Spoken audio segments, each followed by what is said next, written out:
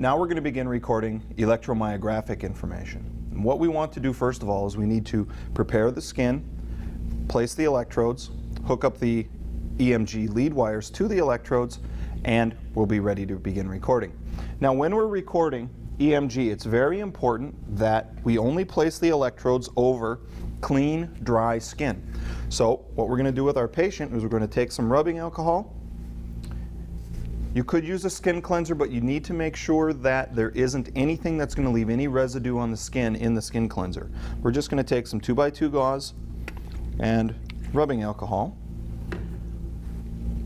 and clean off the areas that we're going to be placing the electrodes. Now with Dawn, what we're going to do today is we're going to take a standard EMG where we're going to be recording the temporalis muscle activity, masseter, sternocleidomastoid, which comes down the neck, and the digastrics, which are just underneath the mandible. So we need to clean all of those areas as well as the position for the ground electrode. So all I'm going to do is go over here and clean off the temporalis area, and you'll see that we're picking up a little bit of makeup. And we want to keep cleaning the skin until we're not picking up any oil or any makeup on the gauze. You want to make sure that the skin is completely clear of any of the skin oils or any makeup or anything like that, because we need very clean and dry skin in order to get an accurate recording of the EMG. Now the digastric muscles are really easy to find. As a matter of fact, they're really the easiest muscles to find. Tip your head back. All the way back, look up at the ceiling. There we go. Because they run just on the inside of the mandible here. So all we're going to do is just clean off underneath, right along each side of her jaw. And now we're going to do the SCM. You can just relax, look straight ahead. Now, to find the SCM, the sternocleidomastoid attaches to the breastbone and the back of the head. It's a long rope-like muscle that goes down the neck. The easiest way to find it is to ask your patient, what I'd like you to do is take your chin and put it over your shoulder and look down. And you'll see how that pulls the SCM out so easily. You can see it real easy right here, and we're just going to clean that off.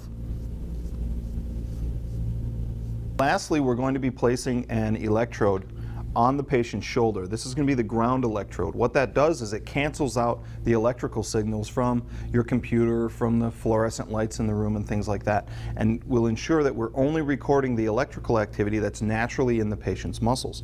That electrode usually goes right on the shoulder, so what we're going to do is clean off that area as well. And now we're ready to begin placing the electrodes on the patient. These are the Bio-EMG BioFlex electrodes. Each package comes in a pouch like this. You just tear it open, pull the electrodes out. Now each sheet has 10 electrodes on it, and they peel off essentially sort of like a Band-Aid. And what you want to do is when you take the electrode and you pull it out, you can see that there's these two little tabs here. Those are what we're actually going to attach the alligator clips for the lead wires to. Now, we could clip the wires to the tabs first and then place them on the patient. That's what most people find to be the easiest. Or you could put it on the patient and then slide the alligator clip under the tab. But that can be a little bit tricky, and you really don't want to pinch your patient with those alligator clips.